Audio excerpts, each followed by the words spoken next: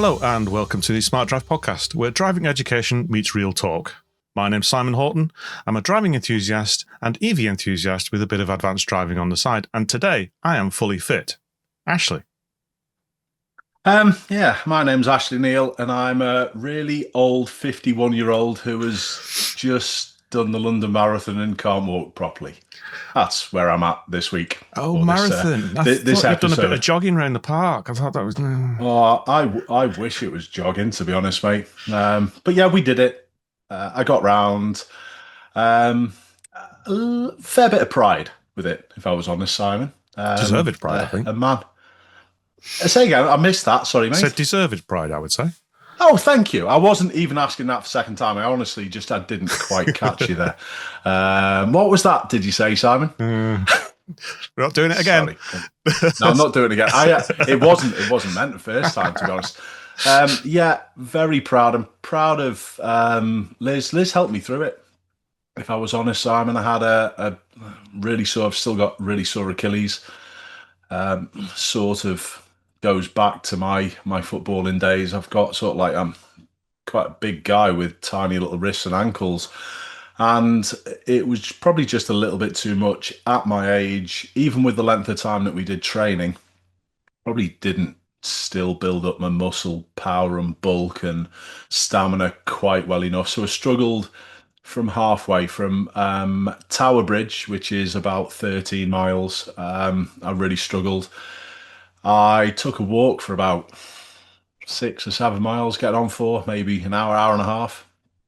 Allowed myself to chill out, still kept moving. We were walking at a decent pace. And then we ran the last 5 miles or so in. So it was really pleasing to get it done, but I'm glad it's over. It's been a really, really hard task over the last 6 or 8 months, but all for a good charity. I've said all along the way as well, Simon, it shouldn't have been easy. People weren't going to put their hands in their pockets just to listen to me and you talk driving and the stuff that we talk about. So I had to put a little bit of a challenge, and it definitely was, but we're done. Oh, brilliant. I must admit, I was guilty of tracking you on the app and seeing where things were going. And when I saw the times dipping towards the middle, I thought, come on, this is going to be tough. And then you powered through, and as the sort of the last quarter picked up pace again, I was, you're brilliant. We've made it through. But I mean, let's be fair, mate. You did a 6 or 7 mile brisk walk in the middle of a marathon. Most people would struggle to do a 6 or 7 mile brisk walk. Yeah. And to be honest, it's quite interesting. I wondered, well, I obviously, you get to the start line and you can set your GPS to be tracked from about 30 minutes before. And I didn't just want to put it out there, but it's amazing how many people tracked us and knew exactly what I was doing. John, our Drive Like John, our superstar driver, John, he said he was a little bit worried at a certain point. I'd stopped, and that was just a loo break. But it was I was amazed at how many people tracked us. So thank you very much for keeping an eye on us as well, Simon. It's really, really nice to show that, or to hear that people cared so much about how we were getting on. But Liz probably... Well, not probably. Liz could have just ran it all the way through and at a decent pace. But Liz has got that sort of like figure for running, where I've got a figure for eating. We'll leave it there. Yeah, brilliant. Well, on behalf of everybody else, and I'm sure you'll get this, but well done. And like you say, you've done it now, and you can tick that box and move on to the next thing. So great. Absolutely. How's your life going, Simon? You got anything going on as dramatic as running a marathon, or it's just back to the mundane stuff like I'm into again now? Yeah, very much mundane stuff. As I said before, I'm a little bit between contracts at the minute, but I'm keeping very busy. We were interviewing for some new roles, which I love doing interviews for candidates. It's you get that little insight into an individual. You get to take them from probably a very nervous state, relax them into the interview so that you can find out what they actually want out of you, and then give them the opportunity at the end to ask as many questions as they want and do justice to them. And I take a bit of pride in that. We get really good feedback on our interview process, and even when people don't get the roles, we've had people that have written in afterwards and said thank you for the way in which the process happened and the interviews were done. And so I do take pride in that. But even though that's a little just side task for me in terms of work. But that's keeping me off the streets anyway. Good. There's a little link between what you just talked about and something that we've never talked about as well, and it's attitudes of driving examiners primarily, but it can be instructors as well. Over the years, there's been too many to count who have been absolutely brilliant putting pupils at ease. I remember one examiner, I think he's probably passed now, so I'm not going to mention his name. But I remember him telling a joke. It was quite close to mine. There's a big cemetery near mine. And one of my students was driving down there, and he said to them quite casually, "Do you know how many people are dead in there?" People looked at him strange, and he went, "All of them." And he was that type of guy, just to crack stupid, bad jokes and just to put people at ease. But it makes such a difference to the pupil. But there are, unfortunately, quite a number of examiners, both for L tests and for driving instructor tests, that attitude stinks, and it really puts the extra pressure on people, and it's a shame. I just wonder whether any of our viewers and listeners have had similar experiences with examiners, or have they generally been friendly. That would be something that I'd like people maybe to put down in the comment section if they can. Yeah, I'd be interested. I mean, it's eons ago since I passed my driving test, and I don't particularly remember the driving examiner, other than I think we've talked about this before, the comical moment of him coming out with me and saying, "Which is your vehicle, sir?" And I'm going, "The one down there where they're pumping the tyre up." That was the limit of my interaction with him that I can remember. But I'd be interested to see what the quality of things are. Putting people at ease, though, particularly in an exam situation like that, you want to find out their abilities and understand where their strengths and weaknesses are, not how well they can operate under pressure of an exam. You're right. I did one recently, actually. Right. This is completely off topic, but I recently got a new qualification in AI project management, on topic for recent stuff. But that was an exam at the end, and I realised partway through the course that people around me were taking in the information much better than I was, and I was getting concerned about the fact that it was an exam at the end, and I'd not done exams for ages, proper exams, closed book, adjudicated type thing. So I knuckled down and I prepped for it, as I used to do when I was, going through the university system or something like that. And as it transpires, of the 40 people, no, it can't be quarter, but maybe 30 people that we've put through from their organisation, I'm joint top in scorers. So I was like, I was blown away, though, because I was kind of like, good. Yeah, I didn't really think I'd got that level of understanding of the topic compared to people around me. I thought, is this the point in my life where I now start to struggle to learn things? Is the grey matter slowing down a little bit? But as it turned out, no, I'm all right. Obviously not. Yeah. Obviously not. Just on that point as well, something driving related with that, if I'm okay just to talk about it, Simon. What, something about driving? On a driving podcast? Something about driving, yeah. But it sort of ties in with what you've just said and what we were talking about earlier with the marathon. I'm not going to harp on about that because it's done. But I felt much, much sharper in my mind again and quicker thought since I've been exercising. Interesting.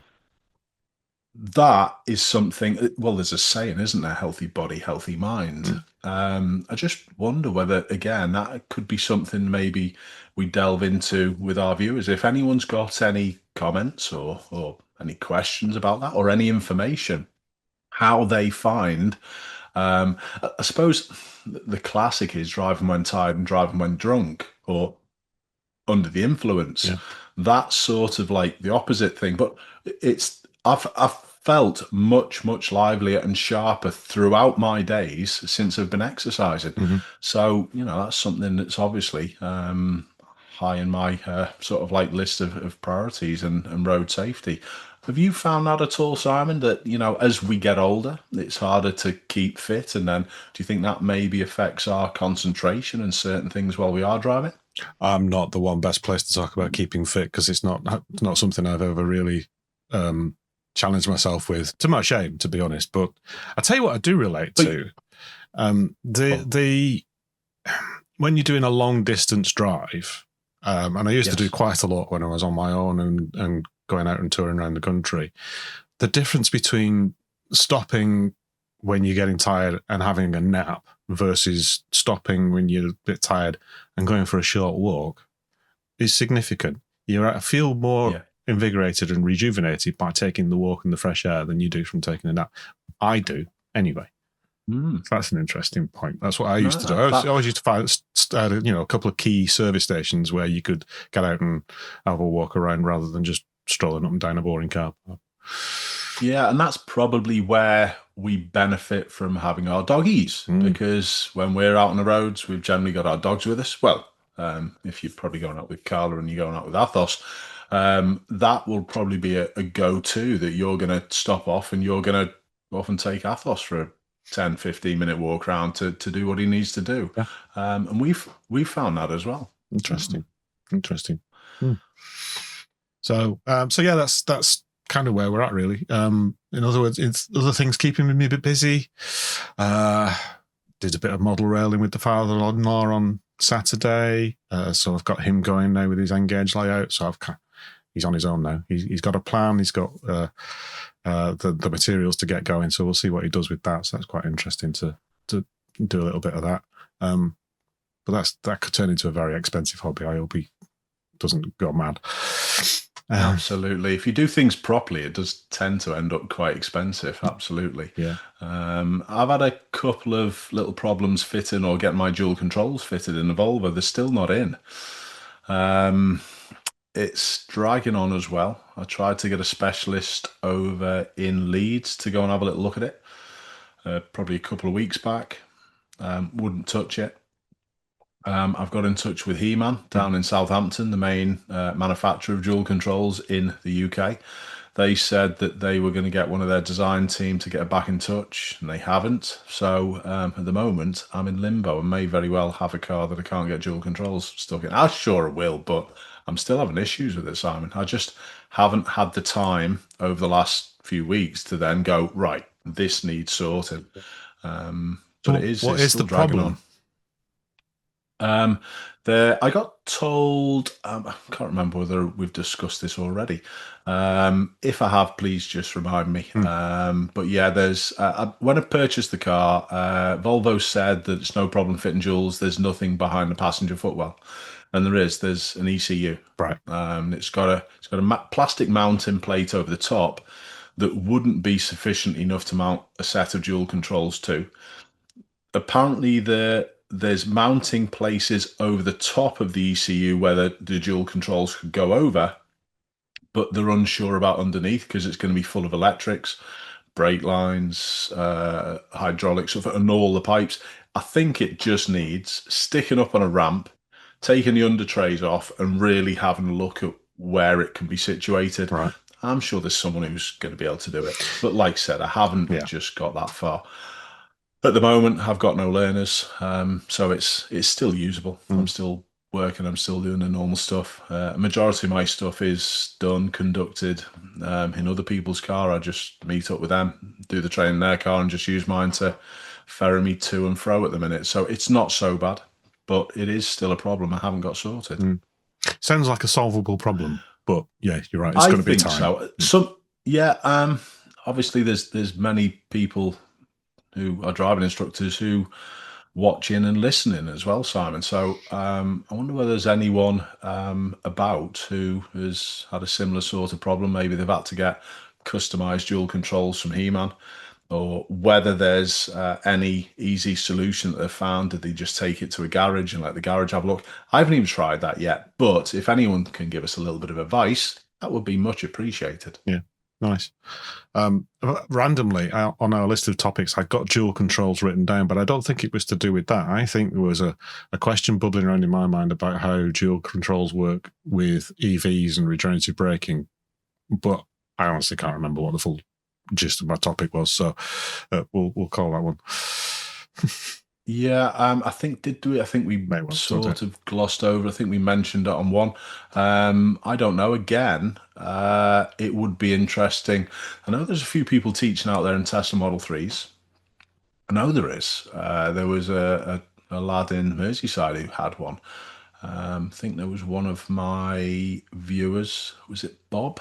Not Smiler Bob, but another guy who used to tune in or tunes in called Bob. I'm sure he had a Model 3. Be really interesting if someone could get in touch and fill us in a little bit of information, because it is it's a big part, or it's going to be a big part of driving going forward for everyone with the one pedal driving. Just wonder how it would work with the dual controls. Yeah, absolutely. On the one pedal driving thing, I've been doing a little bit of research because I think it was a topic in one of the Q6 forums that I was reading, where because a lot of people come into the Audi Q6 who've been in Teslas or something else like that, so they've been used to that one pedal driving feel, and the Audi doesn't do that by default. It's more, well, it was designed in collaboration with Porsche, who are very much in the coast rather than regen brake as the default. So a lot of people are saying, is that not less efficient? No spoilers, but what do you think is the most efficient? Do you think it's more efficient to drive in a one pedal driving style, which for anybody that's not experienced, it means that you're basically not using the brake pedal. Your accelerator pedal becomes accelerator and full regenerative braking, so you just use that to control your speed even down to a stop? Or, as the Q6 is set up, do you think it's more efficient to have it coast, where it has no regen braking unless you apply the brake pedal, in which case then it will use as much as it can? Quick answer, coast. I would go with that all the way through. My thinking is I can use that where it would then lessen my use of the accelerator or power going forward. And that's effectively would be my thought on how it works. Please fill me in. Tell me if I'm wrong, or tell me if I'm nearer the point. Where am I at with it, Simon? You are correct, but with a caveat. Okay, interesting. So it actually turns out that on sort of highway driving or anything that's at speed, the ability to coast when you lift off is much more efficient than using regen braking, because you would normally just fluctuate between the two. And it's the laws of physics. You don't get out what you put in. So regen braking at best is probably only recuperating 60% of the energy that you've put in. So you've lost some. So you may as well not lose any and just coast along until you actually want to do that. So it's a physics question. The caveat is at low speeds in city driving, where you're doing a lot of stop-starting, because as good as regen braking is under normal circumstances, it won't bring you to a stop unless you're in one pedal mode, and therefore you are using the friction brakes for that last little bit. So you're better off putting it in one pedal mode and coming to an absolute stop using regen braking. So that's the caveat with it. So for anybody that's got the option, try and use less regen braking when you're on the highway, and then if you go into city driving, by all means put it in one pedal mode or B mode or whatever the manufacturer's chosen to call it this week. Then go from there. There you go. Excellent. It was your.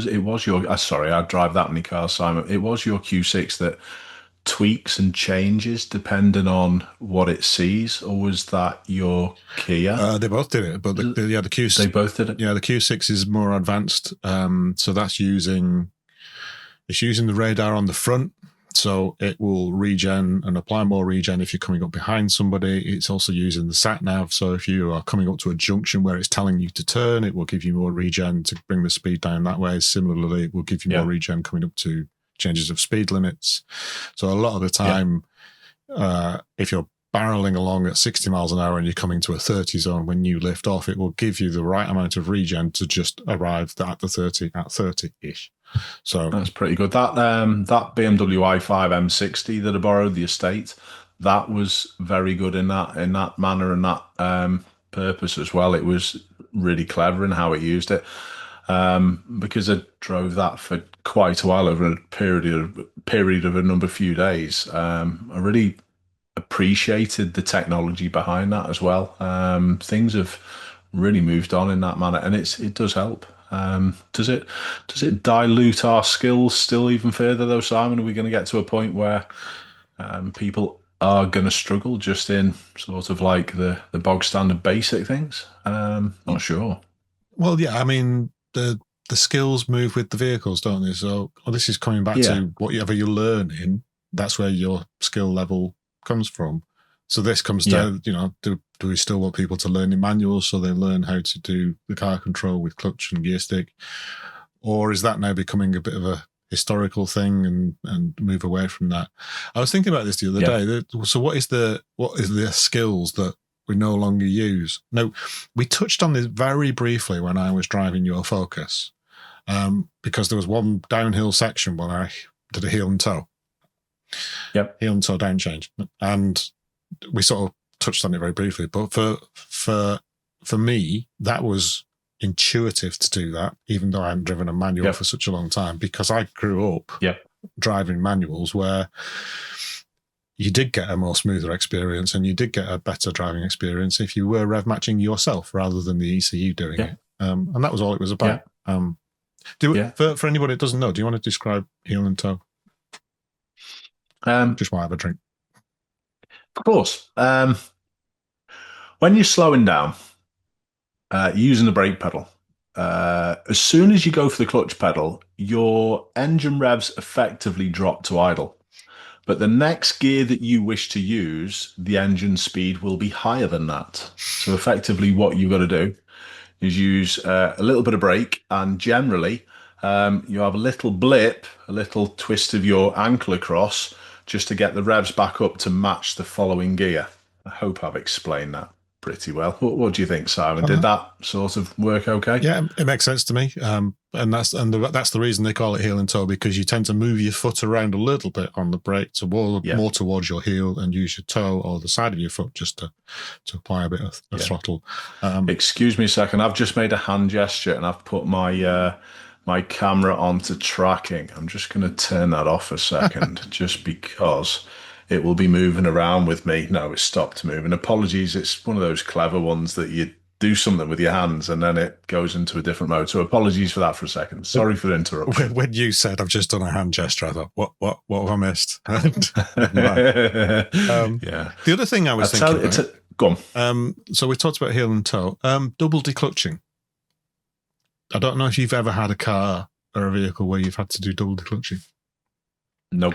It goes back to doesn't it go back to the pre-synchromesh gearboxes, where I'm not mechanically minded enough to actually explain what a synchromesh gearbox is. Couldn't tell you. I just know the explanation of we used to do it before the synchromesh gearboxes. Never had to do it in any car I've ever driven, Simon. Have you? Yes. Yeah, absolutely. I used to have an old Land Rover. Okay. So yeah, that was almost a necessity in some cases to get it to go smoothly up through the box, or certainly coming down. But that's another one. That's all that's doing is matching. So where we're talking about heel and toe matching revs, excuse me.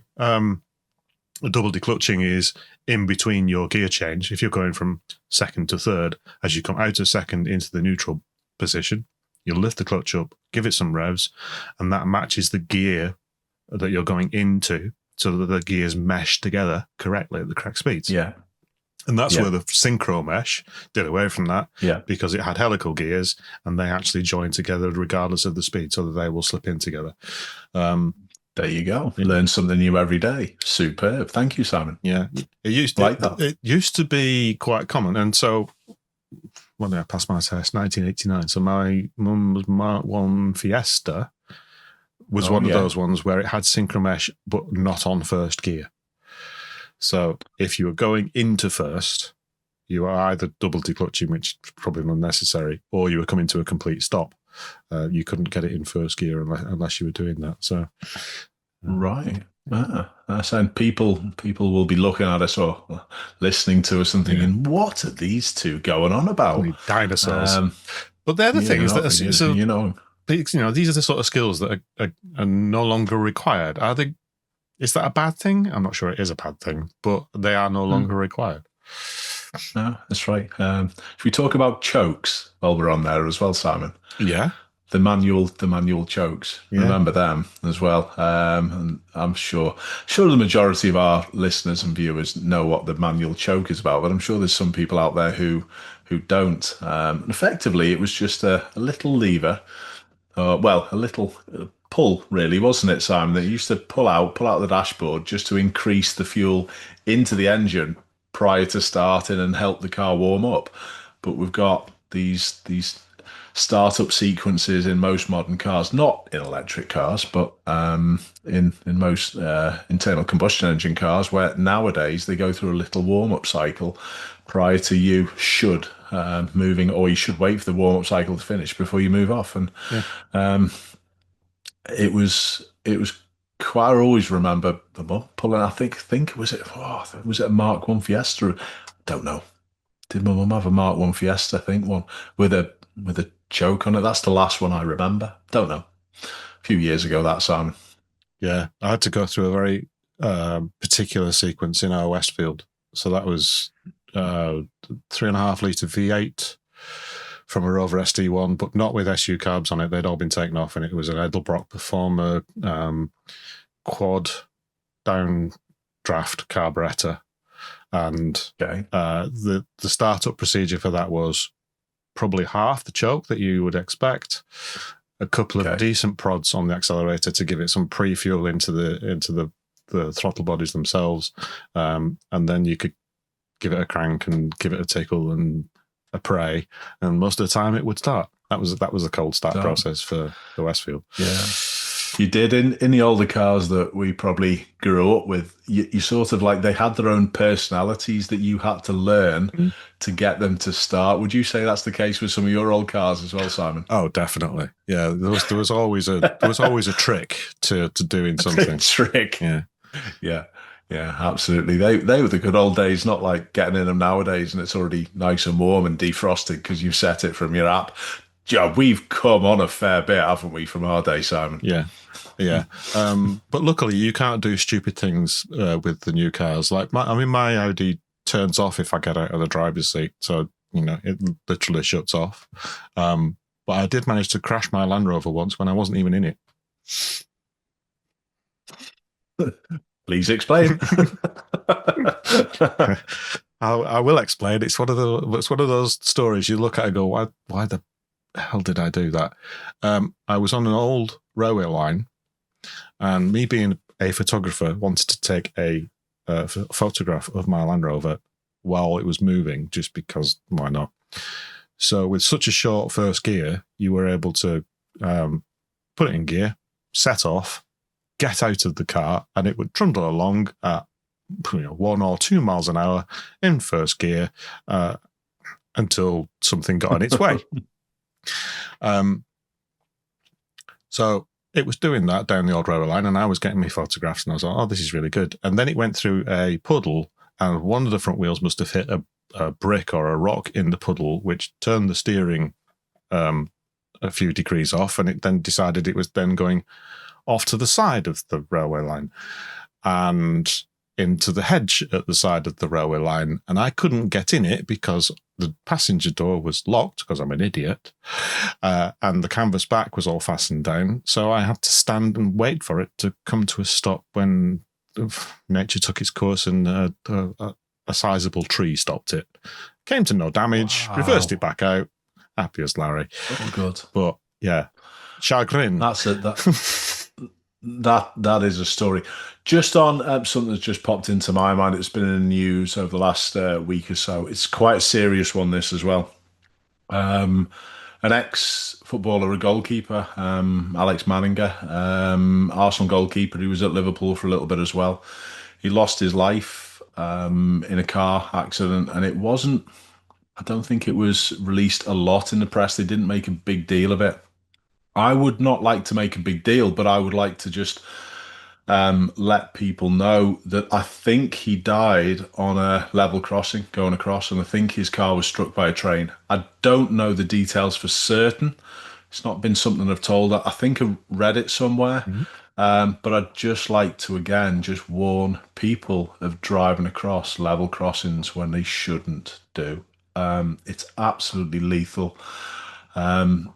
and no one's ever going to come out in a fight. No one's ever going to come out well winning or trying to win a fight with a train. So it's quite a serious, somber point, but I think it's an important one, Simon.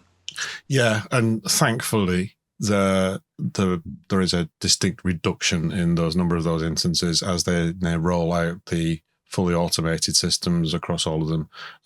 But even as recent as a couple of years ago on the East Coast mainline, there was some places I had to go to where you were crossing with manual crossings, phone the signalman type thing for permission to cross, and you think, well, hang on, this is the East Coast Main Line.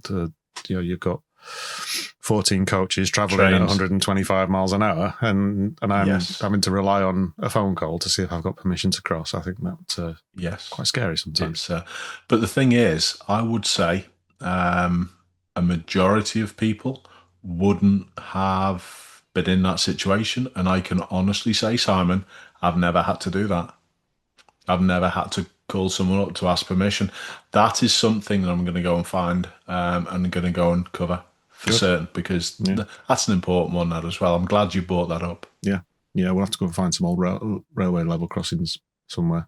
That doesn't mean the new ones are infallible. My parents live right next to a level crossing on one of the main lines out of Crewe that has recently been converted to fully automatic, and it fails regularly. All the time. Now, thankfully, it fails to a safe mode. It always fails to closed, so vehicles cannot cross, and fails to a red signal so the train doesn't cross. But there's regular failures. But anyway, that's technology. Technology. Yep. All right. Let's move on from that sad story about the footballer. Condolences to anyone connected to his family circle and obviously friends as well. Sad news. Sad news. But in other news, I did see something a bit more positive on the matter of road safety, which I just wanted to talk about. It was a really random news article that the BBC ran. BBC Yorkshire specifically ran about a campaign in Bradford for safer roads and how significant the uptake had been of people wanting to go on a course for safer driving. That was the gist of the headline. So I thought, that'll be something interesting to talk about. It's not as exciting as they made out in the headline, but actually they are doing these courses. So there's free to attend. Anybody, whether they're pedestrian, cyclist or driver or non-driver, can attend. And it's a 90-minute presentation and education piece that the local council and West Yorkshire Police are doing in collaboration with the DVSA to say, this is what safer driving looks like, and this is what we're doing to help support that.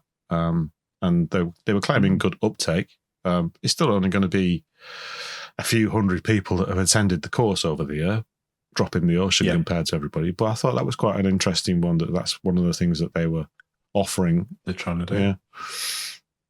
It is good. I suppose it's like, I see loads of comments on the videos that I put out on my channel that unfortunately the main people who need the information that's contained on my channel are the people who won't be watching it. And I suppose that's probably something that could be aimed at that strategy of road safety for me, that people who are concerned about road safety will probably be reasonable road users in the first place, the people who are going to attend, and the ones who really need it will go, no, I'm not doing that. Yeah. And that's where the problem lies. And how do we change that? I'm not sure. I'm not sure what the answer is. I was very skeptical about the numbers, but I was thinking again, the demographic of people that are going on those courses are probably not the ones that wanted to do it. But maybe there's some light in that, in things. Yeah. I had a little interview with the BBC last week as well. A journalist got in touch, and they were doing a piece on social media driving content and my thoughts on it. So I'm not going to let people into all my answers. I'm going to wait for it to come out. But it was an interesting one. They had a few people to interview. I think Cycling Mikey was getting interviewed as well. So it's good that they were seeing it from all perspectives, but they were effectively talking about How many people nowadays, driving instructors included, just seem to jump on the bandwagon, get on YouTube, get on TikTok, and just go driving stuff, and it's some pretty big numbers that get views from it. To be fair, so is that a good or a bad thing? Do you think, Simon? I know you don't mind my stuff, but how do you see social media driving channels and driving clips? Do you think they're positive? I think there's a real mixed bag. I think there's certainly a type of people that are just looking for the clicks and have realised that it's a good audience, and maybe those clicks will turn into revenue for their businesses, and that's why they're doing it. And there are the people that are out there genuinely trying to get a good message across. But then even that still sits in somewhere in the middle of the dash cam channels just showing incidences versus the kind of thing that you're pointing out. So there's a real mix of stuff, and even when you're coming to the end of watching one of your videos and you see what the algorithm is recommending, it's still not, it's not recommending all the good stuff. It might be recommending dash cam clips or some pure stuff like that. That's actually one thing that it's crossed my mind many times on why my drive and fail compilations are so important. I think everyone likes the nice driving stuff that I do, and so do I. It's my favorite series, without question, showing other people good examples and how it should be done. But the drive and fails works in exactly the same way as you've said about you're going to be getting recommended the dashcam channels, which aren't brilliant. But do you think the people who watch those dashcam channels might get recommended an Ashley video and maybe tune into that as well? Yeah, and it's a gateway drug then, isn't it? It's kind of getting into, actually, this is about that incident, that crash, or maybe you've seen somewhere else, and now I've got an understanding of how it might happen, or whether where they could have been better, so that really it's a good way for people to make the leap really from just watching car crash TV. It is, and it is. I have that. So it's not by design. It's just happened like that, Simon. I'm not intelligent enough to put that together and go, you know what? I'm going to do this purposefully, but I am switched on enough to realise that there's a possible link, and I can maybe drag a few people from the dark side over to the correct side of the force. Mm-hmm. Yeah, keep up the good work. I will try, Simon. I've got a little bit more time now because I can't remember what I was doing last weekend, but this weekend just gone. I don't know. I've got a bit more time on my hands now anyway. Fab. One of the things that we've been trying to do and still fail to do is look at rear view cameras instead of mirrors and the like. There's an interesting point that came out a couple of weeks back, though. Actually, I think it's may even affect my car if it had been fitted with this. But that model, some of the Audi or Volkswagen Audi group cars in America have had a recall because some of their camera systems, the cabling hasn't got enough shielding, and it can get interference from external sources and cause a lockup in the image. Because it's part of the safety system, it's had to be done as a recall. Oh yeah, it makes sense. Yeah, as opposed to it's just a bit of a niggle that you'll have to put up with, and we'll get around to fixing it maybe. The interesting thing is the fix is not a new cable. The fix is a bit of software, which is a bit like the speed camera recognition software fix I told you about last time on my car. Yes. Is they're now introducing a software thing, whereas if it sees any still data, it resets so that it then will carry on working. And that's been enough to answer the question from a safety perspective that it's up to scratch. But that's been a forced recall. It's not come over here yet. And there's the propensity of those cars with cameras for mirrors and the like is much lower over here just because of the uptake and the offering.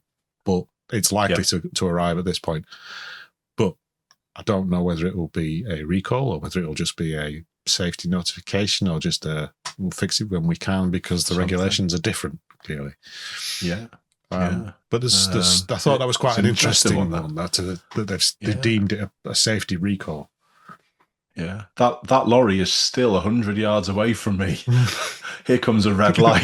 Yes, I'm fine to brake really heavy. Yeah. Oops. Yeah, exactly. It's a serious one, that. Yeah. It is a serious one. It's an interesting one, though. I'll try and really push that. Like I said, I've got a little bit more time on my hands. So I'll really try and get somewhere with that over the next little bit. I can probably now focus a little bit more. I wouldn't say I've put YouTube to the side. I haven't. And, I always try and come up with relevant, interesting topics. But I think it's probably time to start doing a little bit bigger things now and delving in a little bit deeper again. So keep tuned, everyone. Please do. Yeah, absolutely. So this has got me thinking a little bit. How in the future are we going to ensure that those safety systems are up to scratch? So I was looking at the MOT, because that's the obvious place. That's the place where we test our vehicles out. But not a lot has changed on the MOTs in the last 30 years. We've had emissions that have come in. We've had automated updating to the central database rather than doing it manually. But that's all been about the test itself rather than what they're actually testing. It's still very much, I think the only real advancement is we now recognise if there's warning lights on the dashboard and you have to do something about that. There's not an awful lot has changed. That's going to have to change. It's going to have to catch up with a lot of these electronic safety systems, because, as we've just discussed, they could end up being unsafe rather than safety features if they're not up to standard. Absolutely. Do you think the manufacturers listen to their customers regarding feedback enough in the driving industry or the car manufacturing industry, Simon? I personally don't think there's enough. I think they tend to wait for something to go drastically wrong, shut the gate after the horse is bolted type of thing, before they then actually go off and do stuff. I think it would be nice, not in a complaining way, but just a feedback. Here's your car. Please, any feedback on this, any feedback on that, please let us know. We're always trying to improve. If manufacturers took that standpoint, for me, I'd be really impressed, and I'd be tempted to go back to them time and time again if they took that standpoint. But have you ever had that type of thing with any of the vehicles that you've purchased, Simon? What, in terms of manufacturer feedback? Yeah, and saying, what could we do with this car to improve it, in your opinion? No, I don't. It's a closed loop. It's a very expensive game making vehicles, and the margins are not very good. So any time that you make a change that was unnecessary, it's lost. So you have to listen to it's more about legislative changes rather than feedback from customers, I would say. But the thing is, it costs them so much. Sorry to butt in there, but the big one for me recently, I think is the Volkswagen Group, that they've been putting 2 electric window switches in, and then a further switch to then use those 2 switches for the back ones. Yeah. And it's straight from the off, when it first started, everyone was going, what are you doing? Even the heater controls, a lot of manufacturers are going back to proper buttons now and volume controls. Everyone wants a proper button for certain things.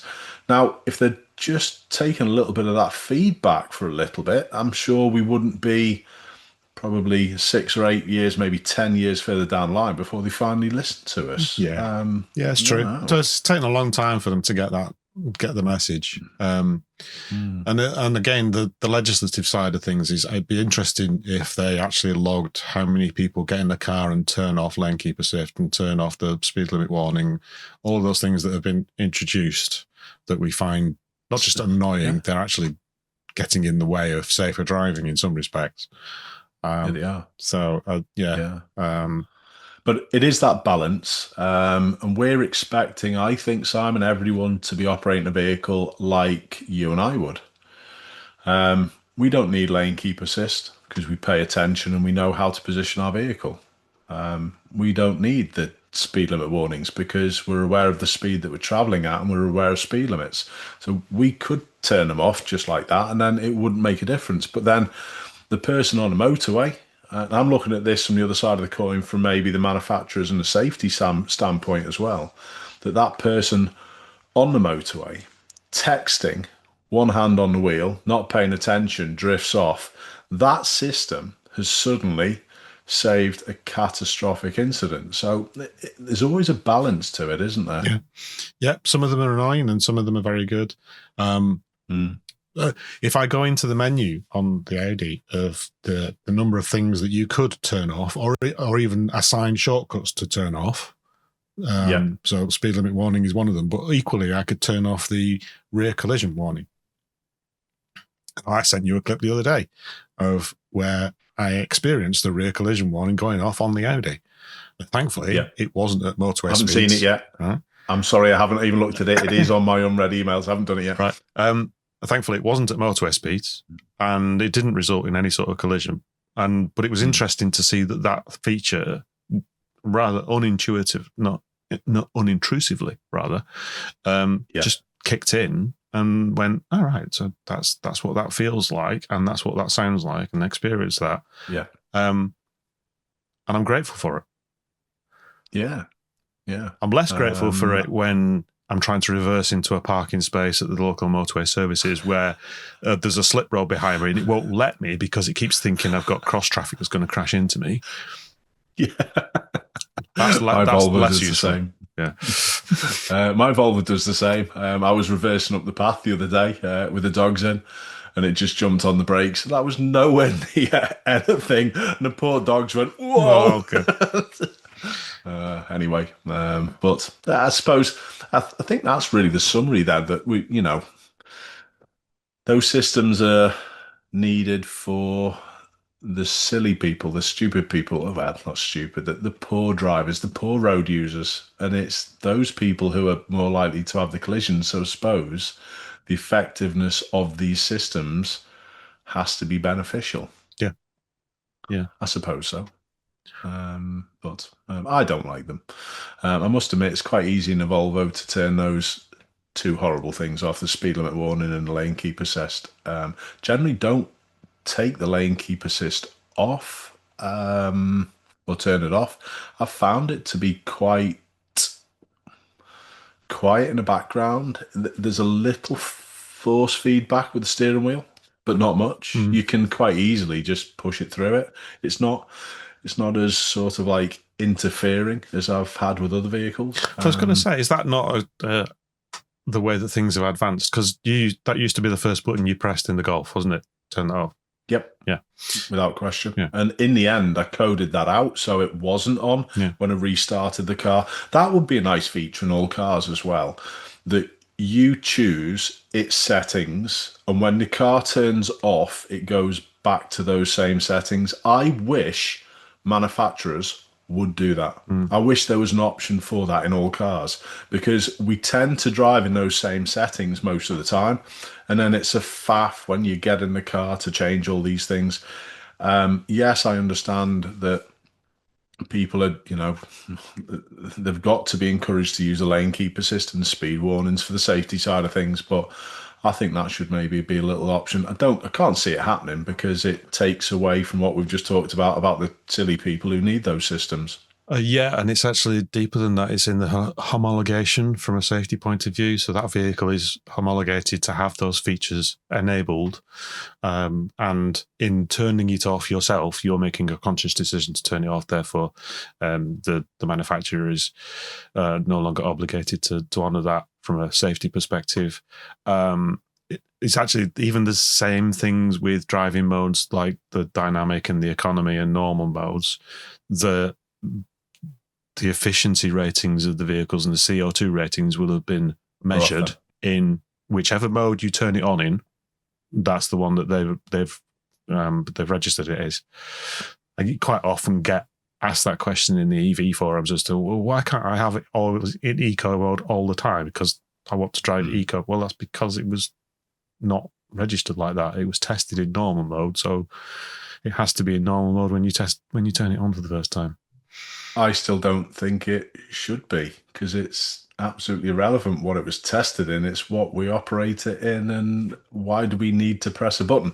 For example, I made a conscious decision. I know you just said about conscious decision to turn it off all the time. I get it. I understand where you're coming from. Totally, Simon. But in my Golf, I made a conscious decision to stick in an OBD dongle and turn it off all the time.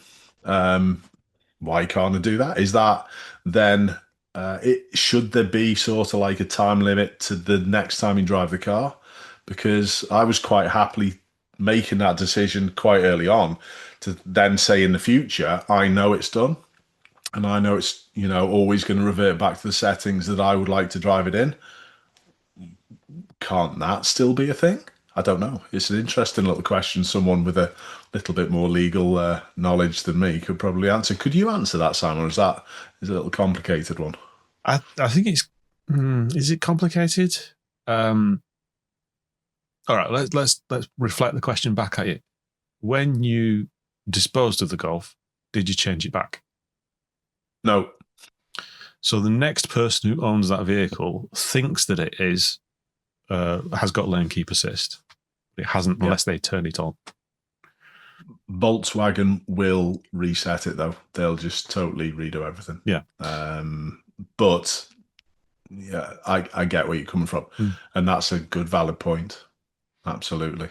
But as long as I'm owning it, it's suppose it's okay. But then even if you lend a car to someone else, they don't know you've made that decision unless you tell them. And then it reverts back to Ashley's settings, and that person relies on lane keep assist because they prefer to do all their texting whilst they're driving.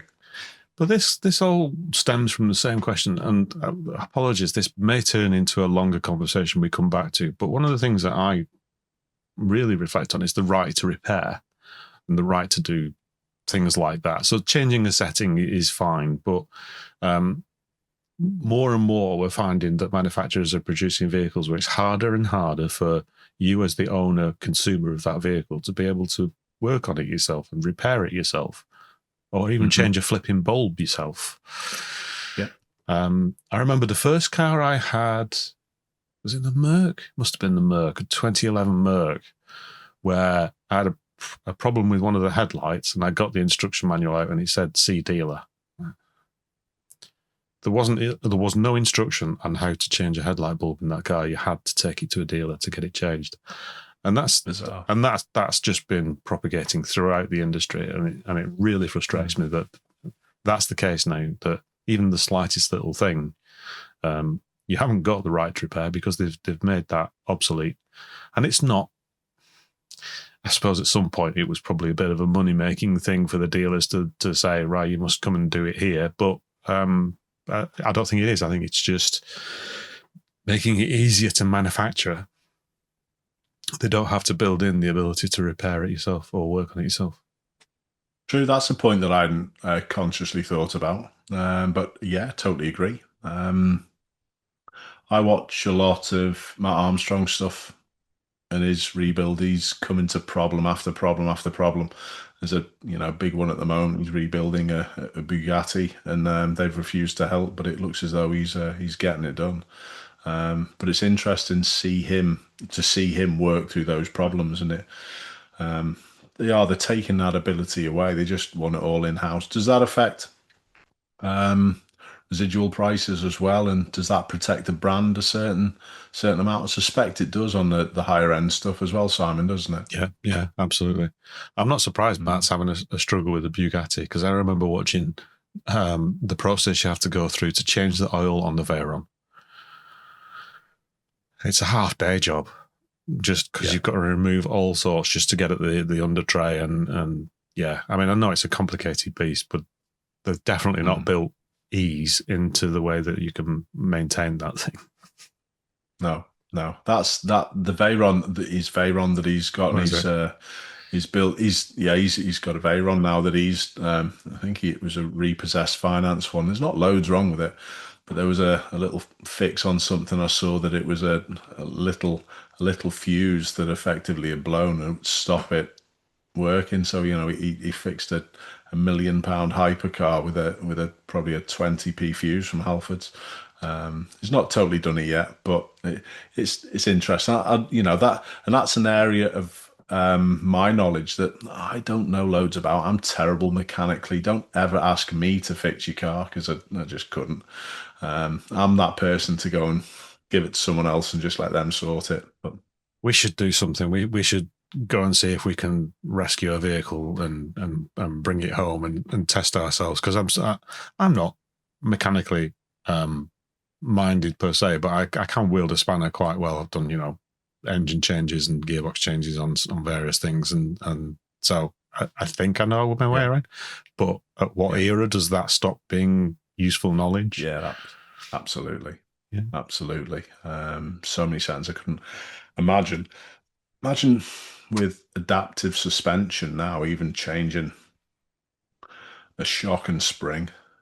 Do you know where I'm coming from? It's something that I did do on my old Vauxhall Cavalier.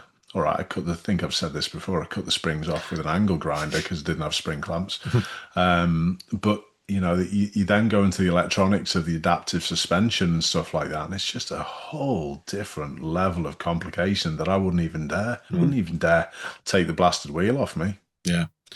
I'm going to guess you were taking the springs out of your, you say your Cavalier?